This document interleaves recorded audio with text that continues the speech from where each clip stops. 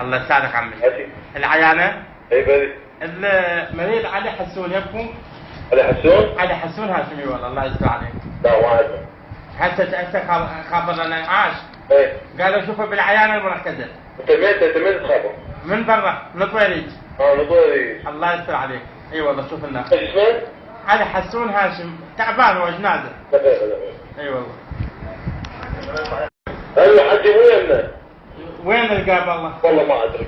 هم هسه جو من يمك تعال حاسب هاشم. الو. الو نعم. السلام عليكم. نعم غاسي. علي حسون هاشم. اي. اي والله تعبان اذا ما يجد عمي انا دخلت والله العظيم ما ادري شلون. يا عمي انت ولا يمش قلت لك بس والله مو يمنا. احنا عندنا بس 5. هو هاي امك يموت الله خلوا وكيله. ما تحاكي خلوا ما تحاكي. غيروا شو ما حكي ما اكو جديد. تعال انا كذا اجاك. الو. الو ها. مساء الخير يما. لا يمه. الو. الو نعم حجي احكي. علاوي من وين خاله؟ حجي مو يمنا ما عندنا ايش مريض ما عندنا ايش اسم. وين وجايب عن عيني؟ ما ادري. ايش فيه شنو مضروب سياره؟ يما مضروب سيارة. ايه حجي مو يمنا بعد ما جابوا يمنا. يما. ويجيبوه صار على خابركم. نهاركم اليوم. احنا شنو علاقه؟ الو. الو. وين اخويا تنصحني اروح وين؟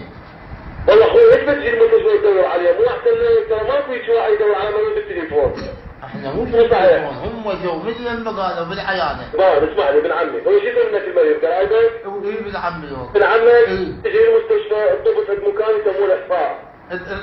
الاحصاء يطب له يطلع له ايه يسوي اسمه اها وتسأله ما يدلوك عليه خوش حكي الله يستر عليك. هاي 3 دقائق